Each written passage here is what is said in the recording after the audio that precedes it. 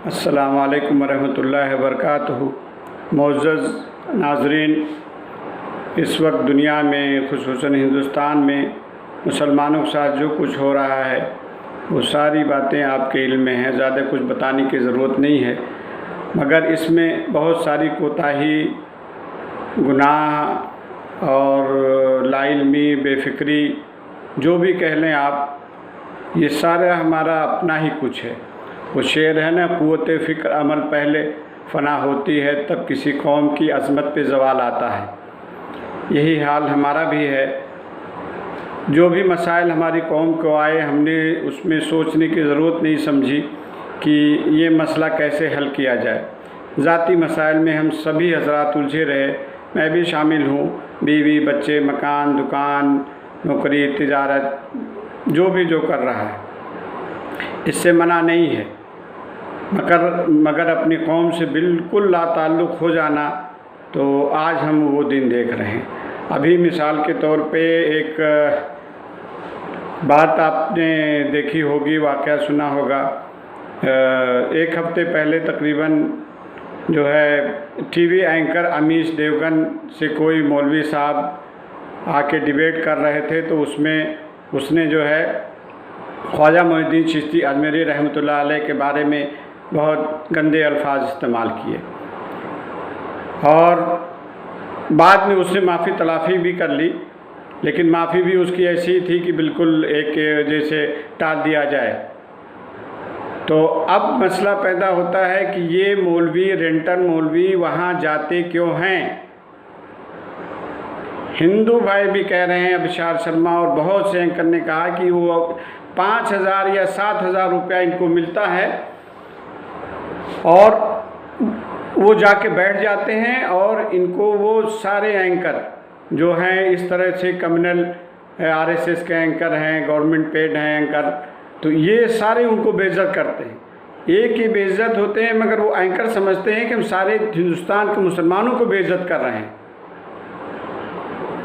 अब इनको चाहिए, सारे हिंदुस्तान के मुसलमान इनको सख्ती से रोकें, पहले मना करें, समझाएं। अगर कोई आदमी इनके पास जाता है एंकर की डिबेट में, मौलवी हैं या मौलाना हैं, अव्वल तो इनका पता नहीं कौन है, दाढ़ी टोपी लगा के आके बैठ जाते हैं।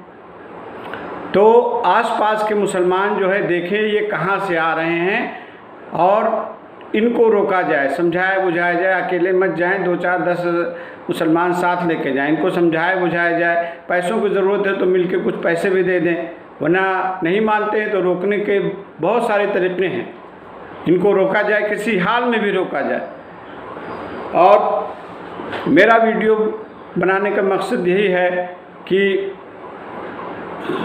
अमली ज़िंदगी में अब हम लोग आएँ। मुसलमानों के हालात ये हैं, जैसे कोई वाक़या होता है तो हम लोग मस्जिद से बाहर निकल के मतलब आरएसएस को या बीजेपी को बुरा भला कह देते हैं और अपने ड्राइंग रूम में बातें कर लेते हैं। उसके बाद सब हम अपने उसमें हो जाते हैं, अपने कामों में आ जाते हैं।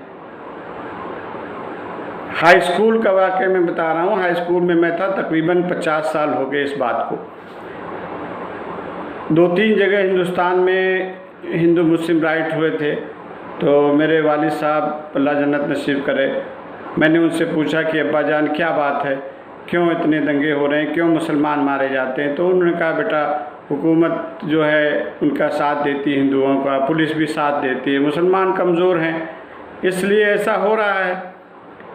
तो शाम को ही मैंने रेडियो लगाया, तो रेडियो में एक बहुत बड़े आलिम का इंटरव्यू आ रहा था। तो उन्होंने कहा कि भाई इस वक्त हम मक्की दौर में हिंदुस्तान में हैं और जब मदनी दौर आएगा तो हमारी फतवात होंगी। इस वक्त मदनी दौर में है कफ़ ऐदिकुम, अपने हाथ बांधे रखो और इसी तरह बर्दाश्त करते रहो, ज़्यादा उलझने की ज़रूरत नहीं है। बात आई गई, ख़त्म हो गई। आज जब मॉब लिंचिंग हो रही थी तो हमने अपने कुछ साथियों से बात की। आज भी वही हमारे पढ़े लिखे कुछ दोस्तों ने कहा और आलिम हजरात ने कहा कि भाई ये मक्की दौर में हम लोग हैं, 50 साल हो गया हिंदुस्तान में, 60 साल बल्कि हो गया, हम लोग मक्की दौर की हमारी सोच है। मक्की दौर की सोच से अब काम नहीं चलेगा, अब मदनी दौर में आने की कोशिश कीजिए, उसके लिए मेहनत करनी पड़ेगी, कोशिश करनी पड़ेगी। मैं ये नहीं कहता लड़ाई झगड़ा करें, दंगा फसाद करें हमारे हिंदू भाइयों से, बिल्कुल नहीं। वही तरीका अख्तियार करना है जो अल्लाह ताला ने कुरान में कहा और हमारे नबी हुजूर सल्लल्लाहु अलैहि वसल्लम ने जो है अपनी ज़िंदगी में करके दिखाया। कुरान की आयत है सूरह ताहा की 43 और 44 नंबर आयत है, इज़हब इला फ़िरौन इन्नहु तग़ा फ़क़ौला लहू क़ौलन लय्यना लअल्लहु यतज़क्कर व यख़शा। तुम दोनों फ़िरौन की तरफ जाओ कि इसने सरकशी अख्तियार कर रखी है, और इससे नरमी से बात करना कि शायद वो नसीहत पकड़े या अल्लाह ताला से डर जाए। मूसा अलैहिस्सलाम को अल्लाह रब्बुल इज़्ज़त ने उनके भाई हारून अलैहिस्सलाम को हुक्म दिया कि फ़िरौन के पास जाओ, मगर उससे नरमी से बात करना। तो ये तो छोटे छोटे फ़िरौन हैं, पिद्दी फ़िरौन हैं, इनको दौलत मिल गई है, गवर्नमेंट की पुष्टपनाही हासिल है, इसलिए ये लोग उछल रहे हैं, छोटे फ़िरौन बन गए हैं, मरना जीना इनको याद नहीं है, इंसानियत इनके अंदर है नहीं, इसलिए ये जहर उगल रहे हैं मुसलमानों के खिलाफ। तो इनको जाके अकेले तन्हाई में इनसे बात करनी है और नरमी से बात करनी है। अब देखिए अल्लाह ताला ने इनसे बड़े फ़िरौन के पास जो है मूसा अलैहिस्सलाम को भेजा। अल्लाह ताला के क्या इल्म नहीं था, लेकिन कहा नरमी से बात करो और समझाओ, शायद वो नसीहत हासिल कर ले या डर जाए। तो अल्लाह ताला को इल्म नहीं था कि वो नहीं हासिल करेगा, लेकिन फिर अल्लाह ताला किसी से नाउम्मीद नाउम्मीदी नहीं देता है। कुरान की एक एक आयत आप पढ़ें तो उसमें हज़ारों लाखों चीज़ें हैं, फ़ायदे हैं। एक एक आयत में अल्लाह ताला ने पूरा समुंदर समो दिया है। एक आयत पढ़ के अमल करने तो अल्लाह ताला निजात दे देगा, मगर हम कुरान पढ़ते ही नहीं, समझते ही, पढ़ते हैं तो पढ़ते चले जाते हैं, उससे पढ़ते नहीं, तर्जुमे से पढ़ते नहीं कुरान को। तो इंशाअल्लाह दीन इस्लाम सारी दुनिया में फैलेगा, सारी दुनिया में, हिंदुस्तान के घर घर में दीन इस्लाम फैलेगा। लेकिन अब देखना है हमारा कितना इसमें हिस्सा हो। और कुरान की आयत है, हमारी बात की तायीद होती है, वहुवल्लज़ी अरसला रसूलहु बिलहुदा व दीनल हक़ लियज़हरहु अलद्दीन कुल्लिहि वलौ करिहल मुश्रिकून। ऐ लोगों, वही अल्लाह ताला की ज़ात है जिसने अपने रसूल को हिदायत और दीन हक़ देकर भेजा है, ताकि इसको तमाम दीनों पर गालिब कर दे, अगरचे मुशरिकून को नापसंद ही क्यों न हो। इंशाअल्लाह दीन फैलेगा, हिंदुस्तान के हर कच्चे पक्के घर में आएगा। मैं इस वक्त ये बात कह रहा हूँ जब बीजेपी की हुकूमत है, मुसलमान चारों तरफ से ज़ेर अताब हैं, हर तरह से सताए जा रहे हैं, मारे जा रहे हैं। आप समझ लीजिए कि नबी करीम सल्लल्लाहु अलैहि वसल्लम जब मदीने मुनव्वरा में गज़वे खंदक हुई, आप खंदक खोद रहे थे, साहब अकराम, एक पत्थर नहीं टूट रहा था, हुजूर सल्लल्लाहु अलैहि वसल्लम को बुलाया कि अल्लाह के नबी ये पत्थर नहीं टूट रहा, तो आपने फावड़ा मारा, पत्थर टूटा, उससे रोशनी निकली। तो उस वक्त आपने कहा तुम्हें मुबारक हो, मसदा हो, खुशखबरी हो, सारे अरब में दीन फैलेगा, दुनिया में दीन फैलेगा।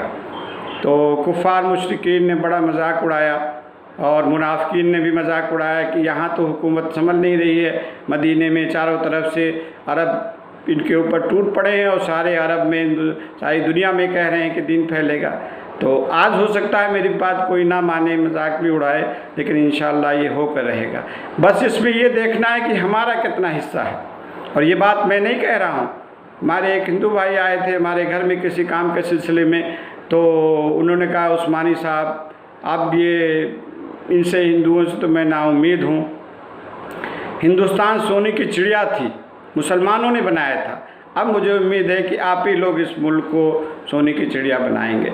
मैं ये नहीं इसलिए नहीं कह रहा हूँ कि आप मुसलमान हैं, आपके सामने बात कर रहा हूँ, मैं तो देख रहा हूँ इन्होंने नरक बना दिया है पूरे हिंदुस्तान को। आप ही लोग स्वर्ग बना सकते हैं, मुसलमान ही स्वर्ग बना सकता है, मुझे इतना यकीन है। तो एक हिंदू भाई जब ये कह रहा है तो हम तो मुसलमान हैं, अल्लाह रसूल को मानने वाले हैं, हमको यकीन होना चाहिए। लेकिन बस हमारा कितना हिस्सा हो ये बात आप देखिए। और बड़ी खुशी हुई मुझे कि इस वक्त जो है लॉकडाउन में जो लोग पैदल जा रहे थे, कितने भूखे थे, नंगे थे, परेशान हाल थे लोग, तो मुसलमानों ने दिल खोल के मदद किया है। मेरे चारों तरफ से मेरे पास खबरें आईं, वीडियो मेरे पास हज़ारों हैं। मुसलमानों ने बहुत उनकी मदद की है, अपना मकान बेच दिया, कितनों ने जेवर बेच दिया बीवी के, मगर उन्होंने मदद की है। और हिंदुओं ने भी इस बात को माना। मीडिया इस बातों को इतने नहीं दिखाएगा, मीडिया तो ज़ाहिर ही बोल रहा है, उसको तो पैसा मिला हुआ है, उन्हीं के परवरदा हैं ये लोग, ये तो नहीं दिखाते हैं। लेकिन सोशल मीडिया पे आया और उन्होंने कहा बस हम अपने दीन पे मजबूत जमे रहें और हमारा कितना हिस्सा हो इस बात की कोशिश करें कि हमारा ज़्यादा से ज़्यादा दीन फैलने में हिस्सा हो और हमारी कौम जो फलाह बहबूद में आए और अल्लाह ताला हम सबको दुनिया आखिरत में कामयाब करे। इसी के लिए दुआगो हूँ, इसी के लिए कोशा हूँ।